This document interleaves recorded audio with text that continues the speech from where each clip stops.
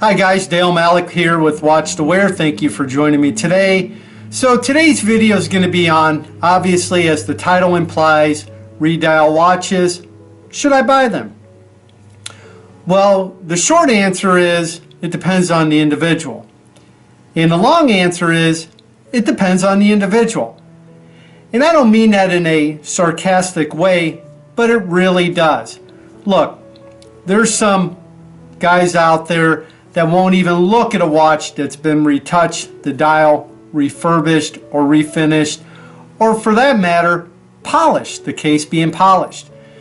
Then again, there's other people out there like myself who will look at a watch that's been redialed, and depending on the watch and depending on many different factors involved, obviously I'll purchase the watch, as you see with these two right here.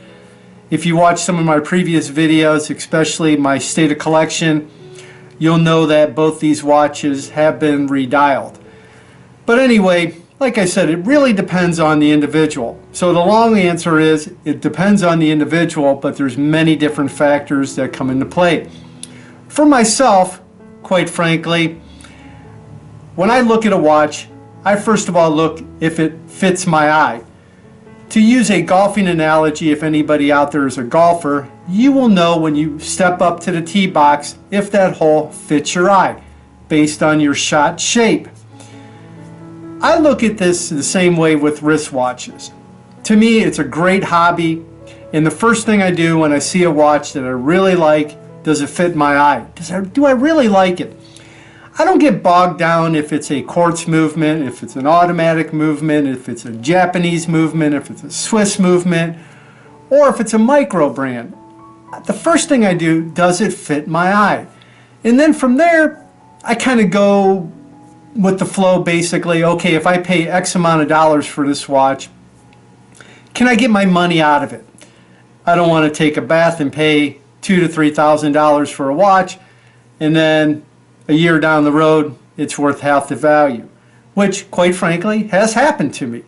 And that was before I really started to look at collecting watches, not just as a hobby, but I would say as an investment, but to enjoy my investment. I use the same principles when I purchase vintage sports cars. So that being said, to me, I look at collecting watches, specifically vintage watches in the sense, or any watch for that matter, can I get my money back out of it? So without further ado, and I don't want to digress too much into this, let's get rolling with the video. Okay, we have two different watches here. Both of them are vintage Amigas. Right here we're going to have the Omega Seamaster Cosmic from the 1960s, and right here we're going to have the Amiga Constellation from the 1960s. Like I said, both watches have been redialed. So let's get started right here, first of all, with the Seamaster Cosmic. Alright, our first watch is going to be the Amiga Seamaster Cosmic. This one dates back to the year 1967. We have a reference number at 166023. So what we have here is we have a polished stainless steel case. All right, it's what I would call like a semi-barrel shaped case. Now it has a what they call like a unishell case, so it opens up from the dial side. If you flip the back, right there, as you can see, it's not a screw down. It's not a screw down back at all, and it's got the reference number there on the back. Seamaster horse logo, Seamaster call letters with the Omega logo, waterproof right there. Now the case size on this guy, let's flip it here, I kind of like that look. We're looking at 33 millimeters, lug to lug from one end to the other, although it is pretty much lugless. Comes in at 37 millimeters. Now the bandwidth, we're looking at 18 millimeters there, so definitely a crowd pleaser. Now the thickness is right around, I do believe, 10.5 millimeters. So it's really nice. Now, as you can see, it has a beautiful domed acrylic crystal to it, and it does have a sign crown, as you can see. So a very nice watch, very nice proportionately. It's an excellent watch, especially if you have a small wrist like myself. Now, taking a look at the movement of the watch, this one is operated by the Amiga caliber 565 automatic movement. As you can see, it does have a sweeping second hand. Now it's a hand wound movement, so you can wind it as well as just having it move based on your motion. Now it is a 24 joule movement with a 50-hour power reserve. As you can see, we do have a date window at the 3 o'clock position. It's nicely framed in as well. Now this has what they call like a quick date change by pulling out the crown repeatedly. So what you do is you just pop out the crown and you push it in, push it in, push it out, push it in, push it out, push it in, and it'll actually change the date. Now at the time, this was water resistant up to 30 meters. All right. So the dial, as we said, this is a redialed watch. It's in a black finish. To me, it's a very nice redial. One of the better ones I've seen out there. There's really, for all practical purposes, very little flaws in the dial itself. It does have the applied markers, as you can see. The hands are what I would call, they're silver, but they're what I would say semi-skeleton stick metal hands with loom right there. You can see the loom right there at the end of the hands. Like we said, we do have the framed in date at the 3 o'clock position. Now at the 12 o'clock position, we're going to have our Amiga logo. That is applied, quite frankly, and we have the scripting automatic. Then above the 6 o'clock position, we have the call letter Seamaster and Cosmic. To me, it's a beautiful watch. Unfortunately, I really don't wear the watch that much, although when I got it out to do this review, it's like, boy, this watch is just beautiful. I was actually thinking about selling it, but who knows? I just may keep it. But it is a redial. To me, one of the better redials I've seen out there. Like I said, there are some Seamaster Cosmics available that have not been redialed. But typically, if you're going to find a black dial watch back from the 1960s or 50s, probably if it looks this good and this flawless, it's probably going to be a redial. The one thing that I really like about the watch is the applied Omega logo up top, and just the fonts and the scripting of the Seamaster, the Cosmic, and the Amiga fonts. It was nicely done. To me, it's just a very nice redial watch. So I'll let you be the judge if you think it's worth buying or not. I did pay at the time, probably about 5-6 years ago. It was under $1,000, but it's all original other than the dial. Original case, original markers, original crown. It does have the original movement, and it was fully serviced. But I'll leave it up to you if you think it was worth buying or not. You can leave your comments below. All right, next up we have an Amiga Constellation from the year 1961.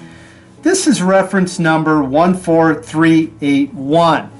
So just giving you some of the dimensions and the case. What do we have here? Let's trip it right there. Very nice. We have a polished stainless steel case. Traditional case design. As you can see on the back, it is a screw-in back. We got the beautiful gold observatory logo there. Now the case size on this, it's a little bit bigger than the Seamaster Cosmic. We're going to have 34 millimeters on our case size. Lug to lug, it's quite long for a vintage piece. From the one end to the other, comes in at 43.5 millimeters, and the bandwidth or lug width is at 18 millimeters. Now the thickness on this guy, as you can see, give you a nice shot of that domed acrylic crystal, comes in at 11 millimeters. So it is a very nice thin dress watch, and it wears extremely well. even if you have a wrist a little bit right around 7, maybe 7¼ inches, I think it'll wear very well. Obviously, I have a 6 3/4 inch wrist, and it wears exceptional. It does not have a signed crown. All right, so there's that guy right there. Let's take a look at the movement now. The movement in this guy is the Amiga caliber 551 automatic movement. It's a hand winding movement as well. It does have that beautiful sweeping second hand. Now it's a 24 joule movement, and this guy is beating at 19,800 vibrations per hour. Now it is chronometer certified as well. Comes in at a 50-hour power reserve, and at the time it had a water resistance up to 30 meters. Now the dial. Okay, so what do we have here? We have a silver dial with those beautiful crosshairs. To me, it's a winner. I love the crosshairs on the silver dial. It's absolutely beautiful. Now it does have applied rose gold markers with Arabic numerals at 12, 3, and the 6 and 9 o'clock position. All right, it's got the beautiful rose gold dolphin hands, absolutely lovely. At the 12 o'clock position, we have the applied Amiga logo with the applied scripting, with the applied Amiga scripting there. The scripting, it says the automatic chronometer officially certified. All right. So above the 6 o'clock position, we have the call letters Constellation, and then below that we have an applied Constellation star, which is absolutely lovely.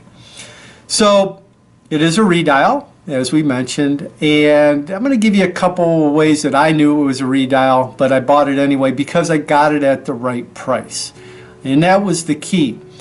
I got the watch at the right price. I picked it up for less than $500, and I knew it was redial. The seller, who is a friend of mine, was very transparent about it. The watch was serviced, all right, so you can't beat that. The movement is strong, keeps impeccable time, all right. It does have a new crystal in it. Like we said, it had that dome crystal, just to give you an idea what it looks like. It's absolutely beautiful, very nice. But anyway, I knew it when I purchased the watch that it was a redial, and there's a few different ways that I found out. First of all, the crosshairs, as you can see, especially like right down there by the star, it doesn't go all the way through. It's not a continuous crosshair going down past the Constellation call letters and through the star all the way to the end of the 6. That's the one tell. Okay, then right here, maybe if I can zoom this in a little bit so you can take a look. Bear with me. We're getting better as we get going here. I'm going to focus in right there. I want to zoom in just a teeny bit more. Whoop. Is that going to focus for us? They need to come out. Come on. Maybe that's, I think that's pretty good right there. See where it says T Swiss made? See how it's not flush, or see how it's not symmetrical? You can see there's more of a gap to the left of it as opposed to the right of it.